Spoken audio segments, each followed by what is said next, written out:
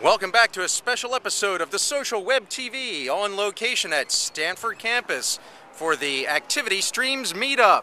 I'm dizzy from that. Whoa! Hey guys. Wow, yay, back. Okay, whatever. So, Martin. Special guest. Yeah, special guest, Martin Atkins, 6 apart still. Whereas our buddy, our good soldier in the face of the open web has moved over to the other side.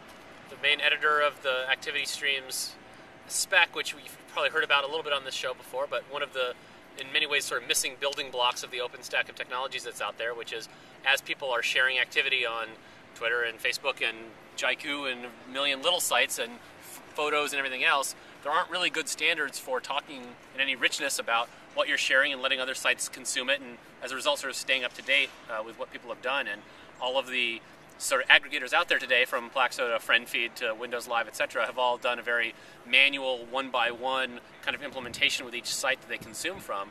But as you should be familiar from all of our talk about OpenID and OAuth and portable contacts, the goal is really, if you can make a standard, then anybody should be able to work with anybody else without this sort of one-off specification. And so that's a project that's underway right now with a mix, as usual, of kind of grassroots and big companies and small companies all trying to work together.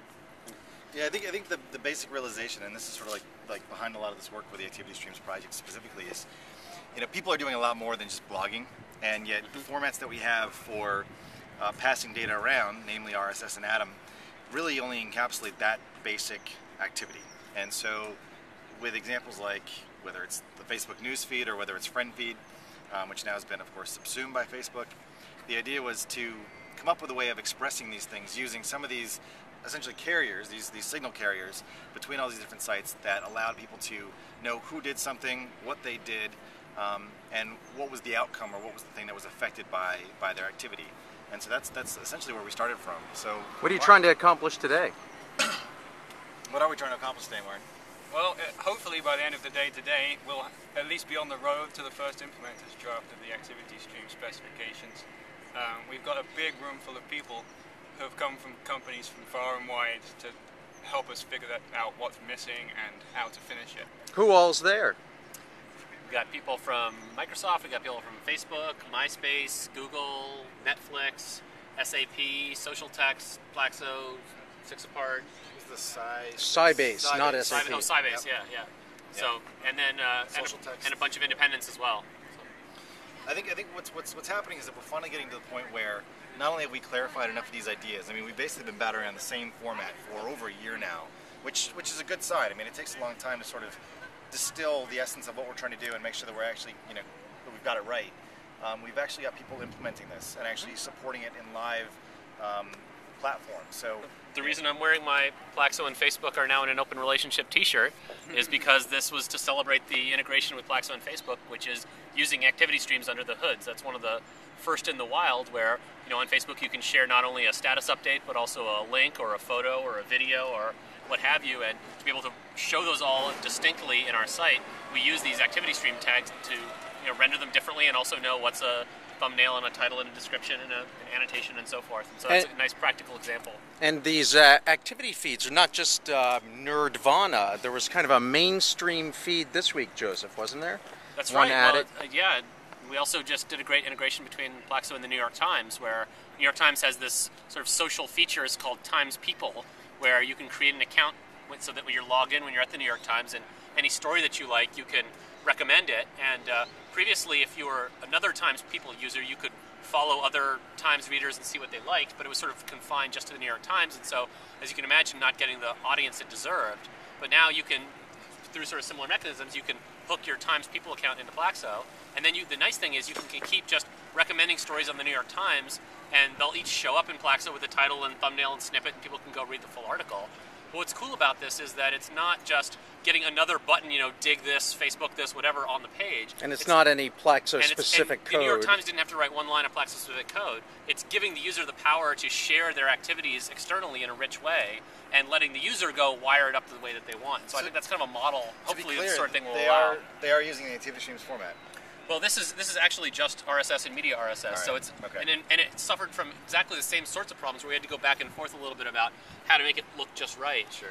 But it's a perfect use case for what the kinds of things that activity streams are sure to do. And I think we'll know when activity streams has been a success when it's you know, even less work to do these types of integrations, because you sort of get that richness out of the box, and maybe even with sites that you didn't happen to go specifically do an implementation for. So maybe Martin has a, you know, more obscure set of news sites that he likes to follow, but there's no reason they shouldn't be rendered with the same fidelity in a site like Plaxo or FriendFeed than, say, the New York Times. So Cool. that's kind of what we're all about. Are there any hard problems you guys are trying to resolve today, or is it all just like bringing the plane in for a landing?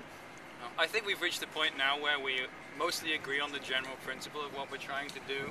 As always, the devil is in the details. There's a few leftover niggles, things that specific sites want to do that maybe other people don't do, or that people do in different ways.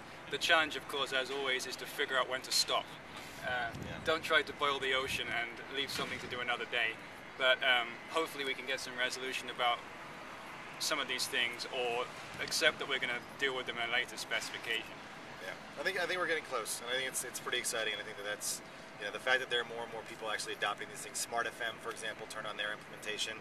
Opera actually adopted it in their Opera Unite platform. So we're starting to see these things actually show up. And with the acquisition of FriendFeed, I think it demonstrates the need to have a more distributed, disaggregated way of expressing what people are doing on the web in a way that actually can go anywhere and not just be specific to certain platforms. Yeah, I think Cool. the challenge of activity streams is really the reason why it's so important, which is that we're in such a fast-moving industry where the whole web is going social, and that means the number of different sites and features and products that want to let users express something about themselves and what they're doing and what they're seeing and what they're interested in is, you know, just growing and growing and growing. And so on the one hand, that creates enormous fragmentation in terms of where all these sites are and the formats that they're using, but it also creates enormous opportunity that if it was easier to, you know, bring that information together, it should be that much more easy for new sites to start and new innovations and users to pick things up and not feel like they're second-class citizens, but in fact be able to flow to all the places where people are looking, and that should help, you know, more innovation and more expression. So that's what makes it hard, but it's also what makes it important and worth doing. Cool. Well, I know you guys want to get back in the room and finish the good work, so thanks for joining us, and make sure you tune in for another exciting episode of the Social Web TV. Thanks, guys.